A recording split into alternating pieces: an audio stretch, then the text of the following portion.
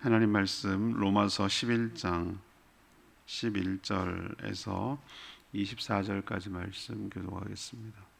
신약 성경 255쪽입니다. 로마서 11장 11절에서 24절까지입니다. 오늘은 9월 27일 월요일 아침입니다. 9월 27일자 본문 로마서 11장 11절에서부터 24절까지 말씀 교독합니다. 그러므로 내가 말하노니 그들이 넘어지기까지 실족하였느냐? 그럴 수 없느니라. 그들이 넘어짐으로 구원이 이방인에게 이르러 이스라엘로 시기 나게 함이니라. 그들의 넘어짐이 세상의 풍성함이 되며 그들의 실패가 이방인의 풍성함이 되거든 하물며 그들의 충만함이리요. 내가 이방인인 너희에게 말하노라. 내가 이방인의 사도인 만큼 내 직분을 영광스럽게 여기노니 이는 혹 내 권력을 아무쪼록 시기하게 하여 그들 중에서 얼마를 구원하려 함이라. 그들을 버리는 것이 세상의 화목이 되거든 그 받아들이는 것이 죽은 자 가운데서 살아나는 것이 아니면 무엇이리요? 제사하는 처음 익은 곡식가루가 거룩한즉 떡덩이도 그러하고 뿌리가 거룩한즉 가지도 그러하니라.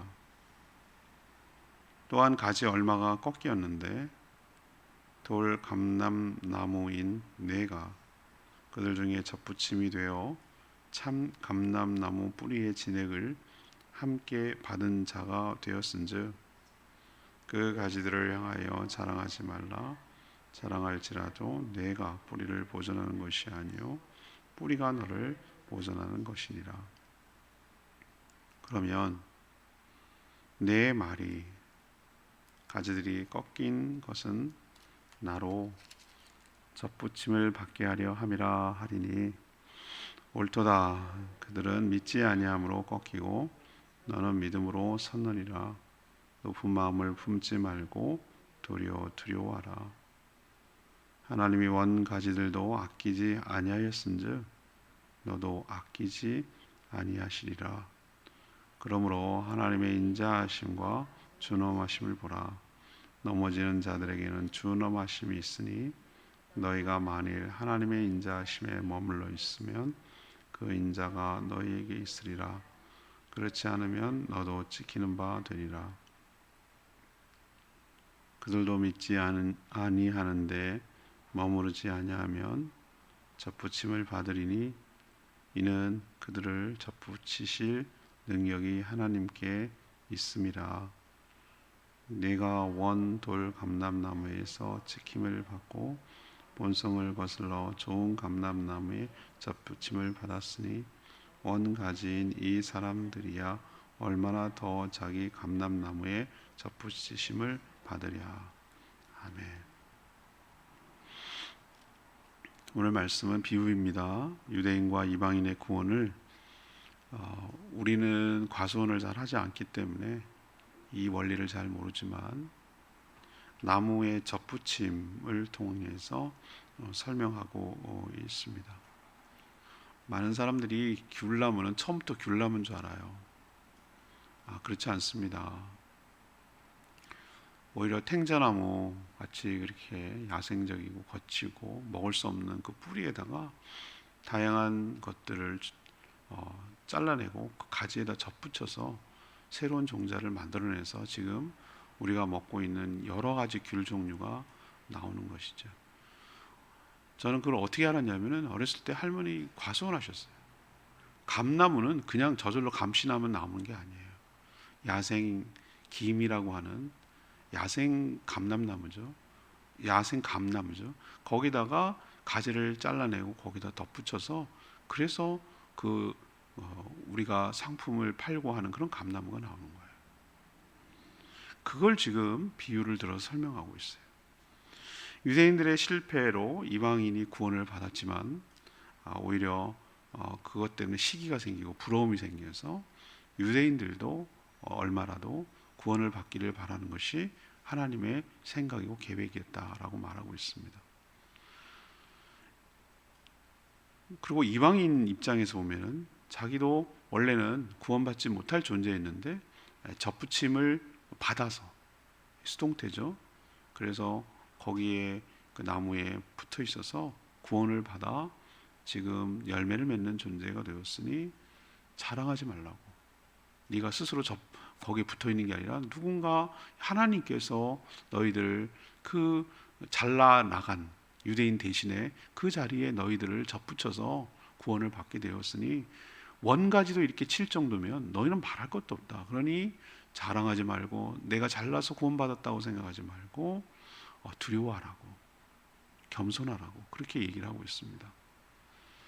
하나님은 두 가지 속성인데 인자 그리고 준엄함, 이 모든 것들을 다 행하시는 분이니 너희들은 준엄함이 아니라 인자함에 머물러 있어라. 이것이 오늘 내용입니다. 자, 성도는 구원에 관해 어떤 태도를 취해야 합니까? 성도는 구원에 관하여 어떤 태도를 취해야 합니까? 이것이 오늘 질문이에요. 자, 첫 번째로 11절에서 15절까지 말씀입니다. 모든 사람이 구원받기를 바라야 합니다. 유대인은 예수 그리스도를 거부했으니 이제 영원히 구원에서 탈락한 것인가요? 그렇지 않습니다. 물론 유대인들이 거역함으로써 복음이 어디로 넘어갔죠? 이방인들에게 넘어갔어요. 그래서 집중적으로 전해서 많은 이방인들이 유대인들이 거부하는 바람에, 거절하는 바람에 어쩌면 그 덕분에 많은 사람들이 이방인들이 구원을 받게 됐죠.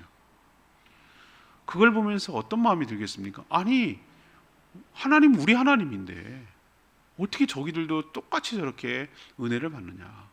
이런 것 때문에 일부, 다는 아니지만 일부 유대인들이 시기와 질투와 부러움과 시샘이 생겨나서 자기들도 하나님을 믿으려고 시도하고 접근한다는 것이죠. 왜? 원래는 그 사랑은 자신들이 받는 것인데 시기가 생겨서 자신들도 믿고 싶은 마음이 생겨나기 때문입니다. 우리도 어렸을 때 자매들 이렇게 키울 때 보면 여자아이들은 좀 시기와 질투가 잘 나거든요. 물론 남자아이들도 그렇습니다만. 그러면 이렇게 동생을 밥을 잘 안 먹어요. 밥을 먹이고 싶은데 엄마들이 잘 쓰는 방법이 뭡니까? 잘 먹는 언니에게 언니 봐라, 언니 이거 먹어라, 이거 하나 더 먹어라, 이거 맛있지, 이렇게 먹는 거예요. 그럼 옆에서 보면은 언니가 잘 먹고 그러니까 칭찬을 엄청 받는단 말이에요. 잘한다고 그러면은 물론 더 막 나자빠지는 애들 있지만 그거 보고 자기도 칭찬받고 싶으니까 별로 마음에 들지 않고 당근도 먹고 싶지 않고 콩도 먹고 싶지 않은데 언니는 잘 먹고 아이고 잘 먹네 그러면서 칭찬해주고 그러니까 시기가 생겨요. 질투가 생기는 거예요. 그래서 나도 그러면서 내가 자기 언니보다 더 잘 먹는다는 거를 이렇게 보여주려고 또 오버해서 먹는단 말이에요. 엄마는 무슨 작전이 성공한 거죠? 둘째 딸을 안 먹이고 싶고 큰 딸만 먹이고 싶은 마음이 아닌 거예요. 작은 딸도 먹이고 싶은 거예요. 그런데 한쪽을 더 하게 함으로 부러움과 시기심이 생겨서 그들도 다 먹게 하는, 자녀들을 다 먹게 하려는 것이 엄마의 마음이란 말이에요. 하나님도 그러신다는 거예요. 유대인들에게만 독점적인 하나님이 아니라 이방인들도 하나님을 믿어서 복을 받는 걸 보고 유대인도 돌아서서 회개하고 돌아서서 참 하나님의 백성으로 살 수 있게 되도록 그런 은혜를 입도록 그런 기적이 일어나도록 하나님께서는 인도하신다는 거예요. 자, 그런 기적을 마치 오늘 뭐라고 표현했냐면 죽은 자 가운데 다시 살아난 것 같은 그런 기적이다. 이 얘기는 그만큼 힘들고 어렵지만 부활의 능력의 주님께서 그렇게 하신다는, 그럴 일이 또 생길 수 있다는. 예수님 보고 어떻게 죽은 자가 살아나겠어요? 근데 예수님 보고 희망과 소망이 생기듯 유대인들도 그런 일이 일어나기를 기대하고 바라고 될 것이다라는 하나님의 계획이자 소망을 여기다 적고 있어요. 제가 말씀드렸죠. 벌써 몇 년 전부터 극소수지만 지금 현대 이스라엘 나라에도 예수 그리스도를 믿고 교회가 생겨나요. 놀랍지 않으세요? 그게 주님이 다시 온다는 전 증거라고 보기도 해요. 여러 가지 증거 중에 하나라고 봐요. 하나님은 누구든 어떤 방식으로든 복음이 전해져서 구원받기를 바라시는 줄로 압니다. 나로 끝나지 않아요. 사도 바울이 감옥에 갔었을 때, 사도 바울이 감옥에 갇혔다는 이유로 없을 때, 갇혔을 때 우리가 더 열심히 복음을 전해야 된다. 사도 바울 편지 뭐라고 그랬어요? 나는 괜찮다. 내가 갇혔든 자유롭든 전해지는 것은 복음이니 나는 개의치 않는다. 나 때문에 시기심이 생겨서 복음이 전해지든 나를 본받아서 복음이 전해지든 전해지는 것은 복음이니 개의치 않는다. 이 마음이 우리 마음이어야 될 줄로 믿습니다. 이 얘기는 뭐냐? 우리가 어떤 기본적인 생각을 가져야 되냐? 쟤는 안 돼. 저 사람은 돼. 이런 식으로 우리가 평가하고 판단하고 제한하지 말라는 거예요. 하나님은 누구라도, 그건 하나님의 영역에 속해 있죠. 누구가 믿는지를 우리는 아무도 몰라요. 여러분 생각하면은 믿기 전에 여러분들의 모습은 저 사람은 안 될 사람이었어요. 이거 생각하셔야 돼요. 저 사람은 택도 없는 사람이었어요. 한번 생각해 보세요. 여러분 어떻게 살아왔는지 예수 믿기 전에. 다 믿어도 저 사람은 안 될 것 같다.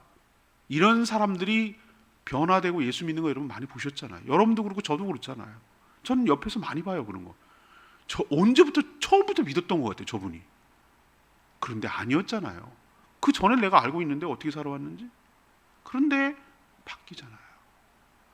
그러니 누구라도 제한하지 말고 하나님 마음이 우리 가운데 부어져야 될 줄로 믿습니다.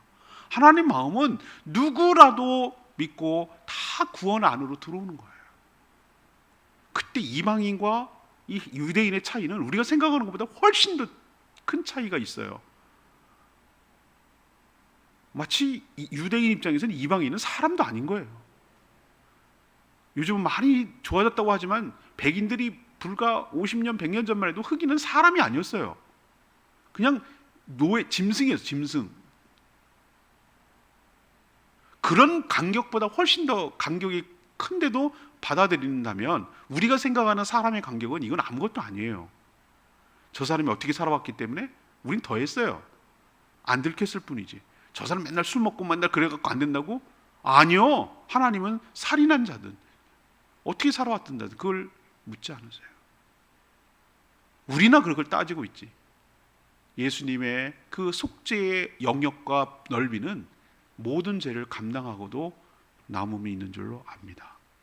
모든 사람을 구원하기를 원하시는 것, 이것이 하나님의 마음이니 그 마음을 우리 가운데 부어지도록 기도해야 될 줄로 믿습니다. 두 번째는 16절에서 18절까지 말씀이에요. 교만해져서 자랑하지 말고 겸손해야 할 줄로 압니다. 이방인의 구원을 나무의 접붙임을 통해서 설명한다고 그랬죠? 이건 제가 아까 설명했죠? 예, 제가 원리는 다 똑같았어요. 어떻게 레드 향이 나오고 뭐 여러 가지 요즘 황금 향이 나오고 이게 어떻게 나오지? 그건 종자계량을 어떻게 하지? 원리는 간단해요. 접붙임의 원리예요. 그 나무에다가 그 나무를 잘라내고 뿌리는 그대로 남겨지고 다른 형태를 섞는 거예요. 다른 그 특징을 갖는 나무를 섞으면 이렇게 붙이면 접붙이면 거기서 이렇게 나무가 처음에는 안 돼요. 처음에는 가지로 이렇게 오려가지고 여기다 딱 꽂고 이렇게 둘러놔요. 처음에는 그게 이질적인 비슷하지만 이질적인 그런 걸 심어놨는데 웬걸 그 이질적인 것이 또 하나의 나무를 이뤄서 정말 전혀 보지 못했던 새로운 형태의 열매가 맺혀지는 거예요. 이렇게 해서 종자개량을 하는 거예요. 그래서 한라봉이 나오고 레드향이 나오고 고부가 같이 상품이 나오는 거예요.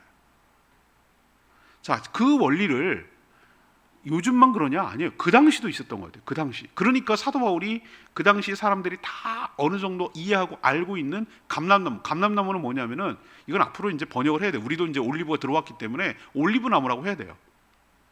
감람나무 세상 사람들 아무리 말해도 뭘. 감람나무 우리나라. 이제 올리브가 대중화됐기 때문에 올리브나무라고 하셔야 돼요. 자, 참 올리브나무. 그러면 여기에 반대되는 개념 뭐죠? 돌, 올리브나무.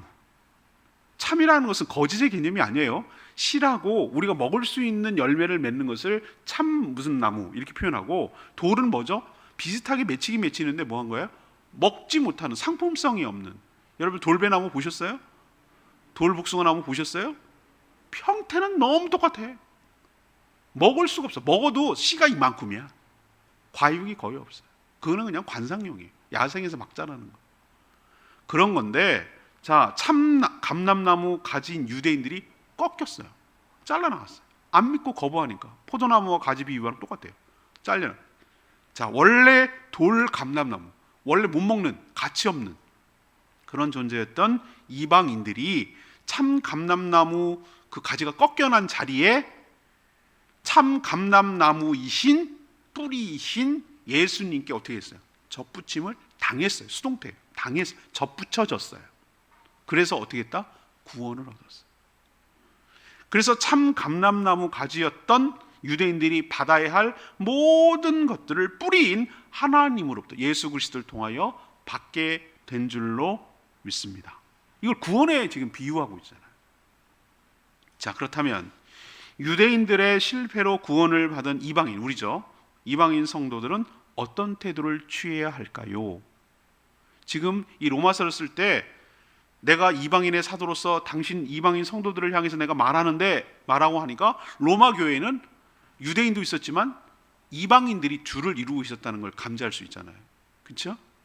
이 타겟이 되는 것을 볼 수 있잖아요.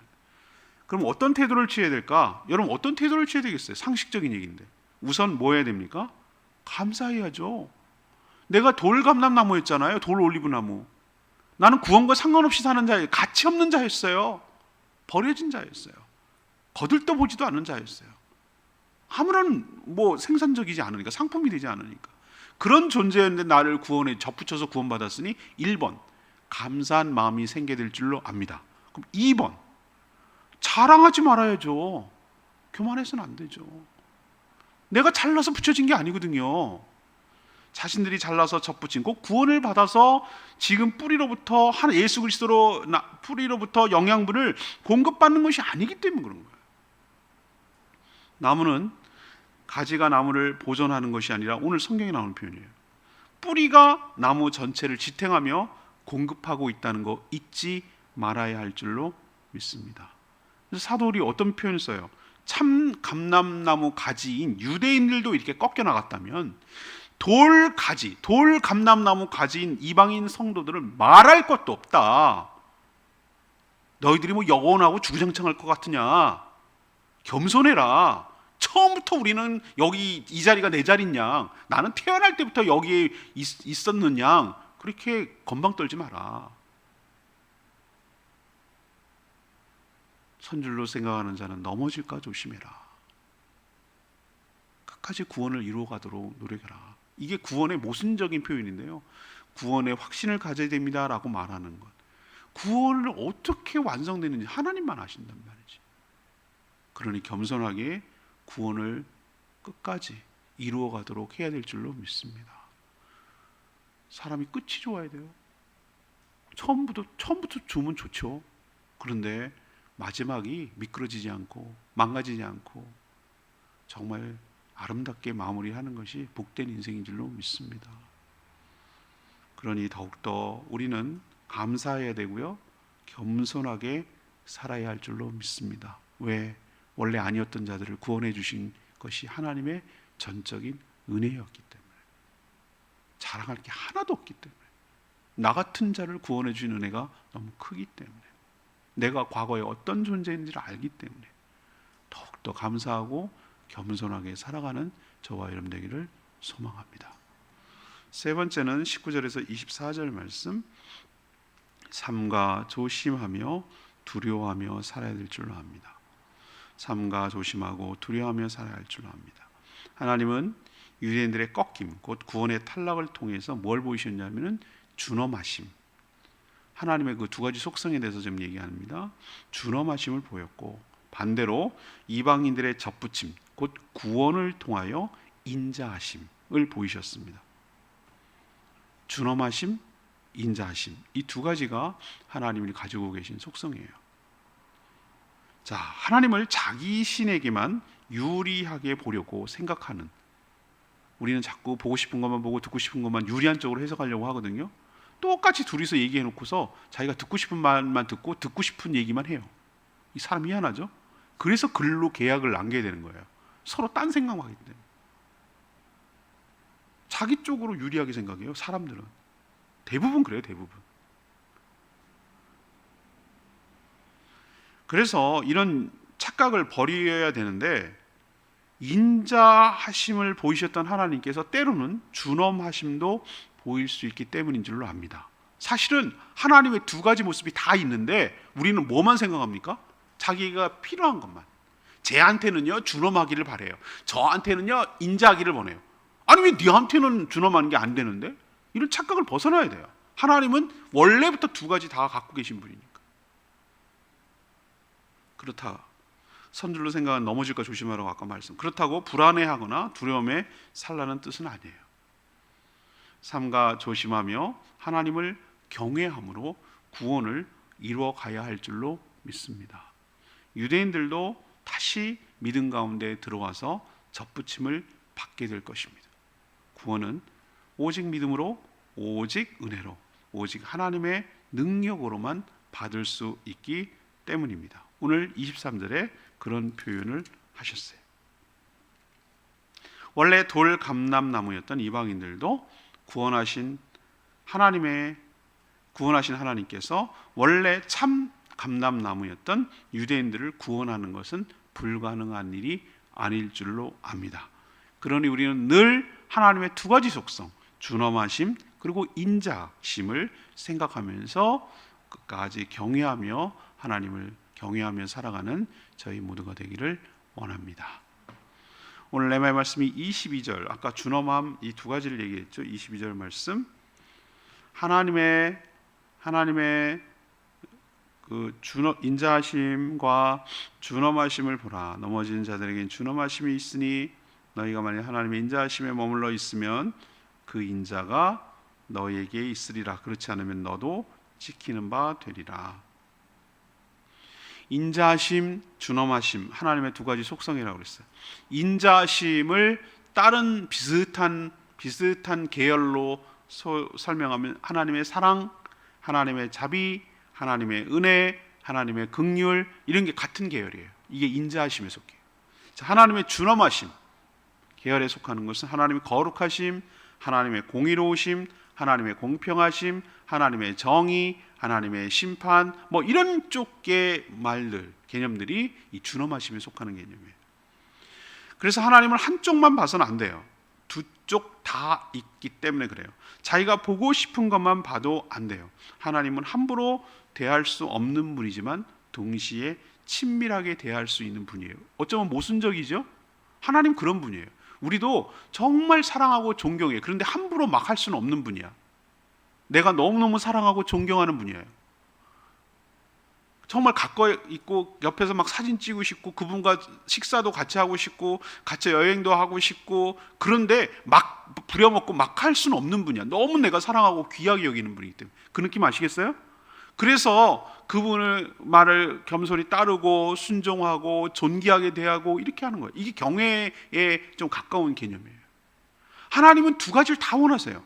하나님을 정말로 우러러보고 감히 범접할 수 없고 그 영광스럽고 그렇게 정말 대단한 분으로 여기고 바짝 엎드리는 그런 마음이 있는 동시에, 그렇지만 정말 더할 수 없는 친밀함과 그 사랑과 나를 아끼는 그 마음 때문에 더 깊이 하나님을 사랑하고 싶은 마음, 더 가까이 가려는 그 마음이 우리 가운데 동시에 있어요. 이게 모순되는 것 같은데 이게 동시에 일어날 때 이게 하나님을 경외한다고 말하는 것이. 하나님은 그렇게 말하세요. 우리가 부모가 자식을 대할 때 어떤 마음이 듭니까? 이 선을 잘 지켜야 됩니다. 어떤 그냥 막 나가지고 이게 자식인지 친구인지 뭔지 이런 집이 있어요. 콩가루처럼 보여요.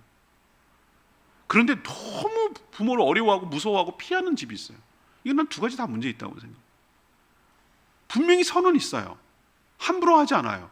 그런데 멀지도 않아요. 굉장히 친하게 지내요. 어려워하지 않아요. 그렇다고 함부로 하지 않아요. 그 느낌 아시겠어요? 그게 저는 부모 자식 간이라면 그것이 좀 더 심화되고 확대되는 것이 하나님과 우리 성도의 관계가 될 줄로 믿습니다. 이게 준엄과 이게 인자가 다 갖고 있다라는 개념 속에서 나오는 이 경외함이에요.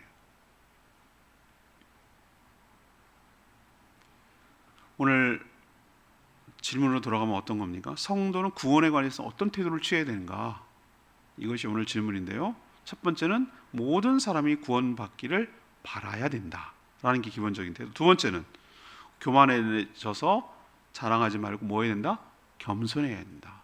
셋째는 뭐죠?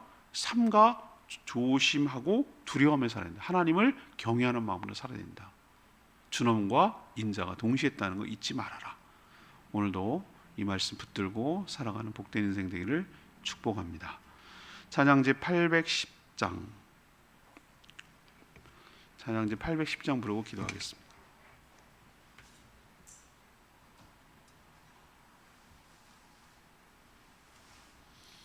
찬양제 810장 우리는 사랑의 띠로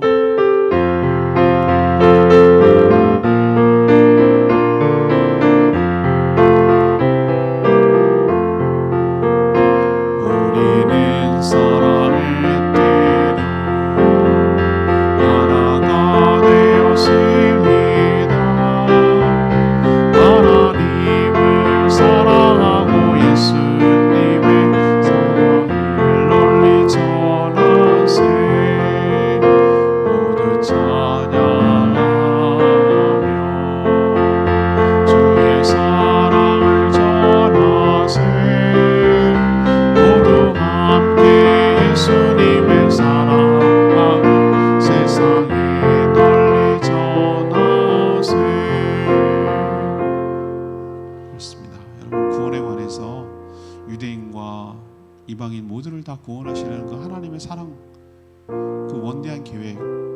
그렇다면 돌 감람나무 가지였던 우리가 젖붙임을 통하여 구원을 받았으니 겸손하고 경외하는 마음으로 끝까지 살아가는 저희 모두가 되기를 원합니다. 그렇게 살게 해달라고 주여 외치며 기도합니다. 주여 하나님, 우리는 사랑의